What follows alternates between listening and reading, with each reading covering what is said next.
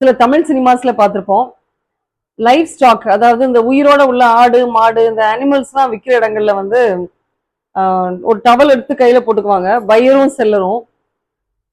Pier வந்து அந்த கைய புடிச்சு அந்த ரேட் தெரிஞ்சுக்குவாரு. எவ்வளோன்னு அவங்க டவலுக்குள்ள காட்டுவாங்க. இவங்க ரேட் தெரிஞ்சுக்குவாங்க. இத நம்ம வந்து பார்த்திருப்போம் இல்லையா? நெறைய மூவிஸ்ல பார்த்திருப்போம். அதே மாதிரி மிடிவல் இங்கிலாந்துல வந்து அதாவது இடைக்கால இங்கிலாந்துல அப்போ அங்க வந்து பிக்ஸ் பேபி பிக்ஸ் இருக்கு இல்லையா? அதாவது தாயிட்ட பால் குடிச்சிட்டு இருக்கக்கூடிய அந்த பேபி பிக்ஸ வந்து விக்கிறப்ப என்ன பண்ணுவாங்களாம், சின்ன பேக்ல போட்டு ஒரு சாக்கு பை மாதிரி ஒரு சின்ன பேக்ல போட்டு தான் விப்பாங்க. வாங்குறவங்க என்ன பண்ணுவாங்க, அப்படியே அது வெயிட்ட பார்த்து, ஓகே இது சைஸ் இவ்வளோ இருக்கு அப்படின்னு பார்த்து வாங்கிட்டு போயிருவாங்க. ஆனா வாங்கிட்டு போனதுக்கு அப்புறம் தான் அவங்களுக்கு தெரியும், சம்டைம்ஸ் என்ன பண்ணுவாங்களாம், பிக்லெட்டுக்கு பதிலா என்ன பண்ணுவாங்க, கேட் இருக்கு இல்லையா? அது வந்து சீப். அதோட இது வந்து சீப்பர். ஸோ கேட்டை உள்ள போட்டு அந்த பேக்ல போட்டு குடுத்து விட்டுருவாங்களாம். அவங்க அங்க போய் இந்த பேக்கை ஓபன் பண்ணி பாக்குறப்ப தான் they would let the cat out instead of the piglet.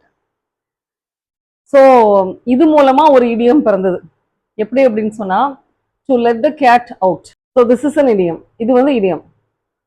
இதுக்கு மீனிங் என்ன அப்படின்னு சொன்னா எக்ஸாக்டா to let the cat out கிடையாது. பூனையை வெளியே விடுறது கிடையாது. மீனிங் என்ன அப்படின்னு சொன்னா ஒரு சர்ப்ரைஸை போட்டு உடைக்கிறது. இப்ப சப்போஸ் யாருக்காவது ஒரு பர்த்டேக்கு ஒரு பார்ட்டி கொடுக்கணும், இல்ல ஒரு அன்எக்ஸ்பெக்டடா ஏதாவது ஒரு கிஃப்ட் கொடுக்கணும்னு நம்ம பிளான் பண்ணிருக்கோம் அப்படின்னு சொன்னா அதை வந்து நம்ம கூட உள்ளவங்களே தெரியாம ஆக்சிடென்ட்லா அதை போட்டு உடைச்சிட்டாங்க அப்படின்னு சொன்னா, வாய் தவறி சொல்லிட்டாங்க அப்படின்னு சொன்னா, அந்த பிளானை வந்து லீக் அவுட் பண்ணிட்டாங்க அப்படின்னு சொன்னா, it should be called to let the cat out.